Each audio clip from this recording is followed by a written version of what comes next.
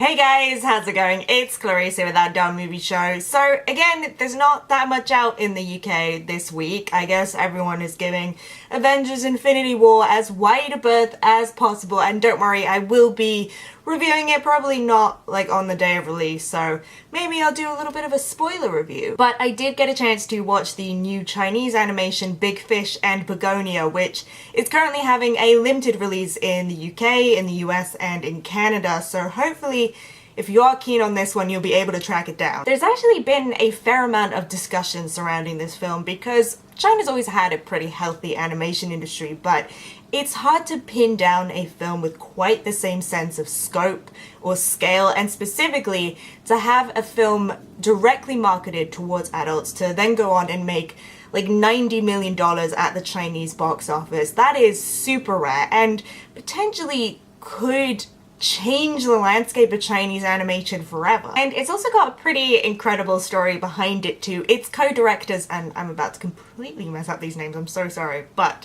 Shang Chun and Liang Xuan, they both started Big Fish and Begonia as a short flash animation, and it was popular, and so they decided to develop it into a feature film, but really just struggled to get the finances, and this went on for nearly a decade. They just couldn't get the money together until one of them posted on Weibo, which is sort of like a Chinese equivalent to Facebook, and suddenly the word started to spread and they were able to produce it, and it went on to become a huge box office hit. I mean, that's pretty cool. What it does show is a world that exists beneath our own, inhabited by people who are not quite human, not quite gods, and they have this rite of passage where you transform into a dolphin and you go up to the world above, to the world of humans, to observe the laws of nature. And this is what one girl named Chun does, but while she's there she becomes accidentally responsible for the death of a human boy, and she feels terribly guilty about that, so she seeks out a means to revive him, to bring him back, and she will make every sacrifice to do that. And that definitely feels like a traditional mode of storytelling. She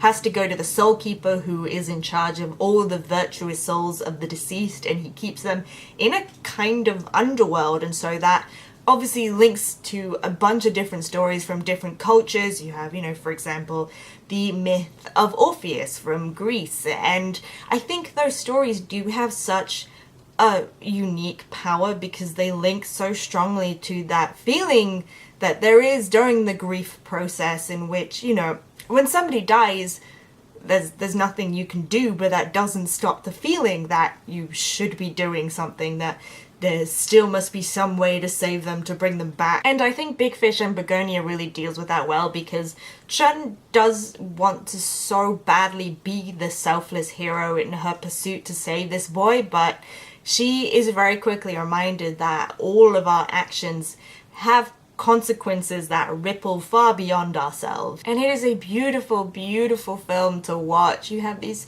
giant fish flying through the sky, you have curious little creatures running about, you have giant vines growing out of the ground, and it's just the amount of detail which is so incredible, especially when you're dealing with huge crowds, with huge vistas. And I should point out, this is a 2D, 3D hybrid, and I have to say some of the computer generated animation doesn't blend in quite as well. There's also just a little bit of a tendency to overextend scenes or just circle back on the same things over and over again, which is odd when the world this is set in is so huge, so expansive, and it just feels a little hard to really get into the meat of the narrative, so you're almost better off just leaning back and just letting it all wash into your eyes. And this film is also unashamedly emotionally manipulative, and it's because of the dolphins.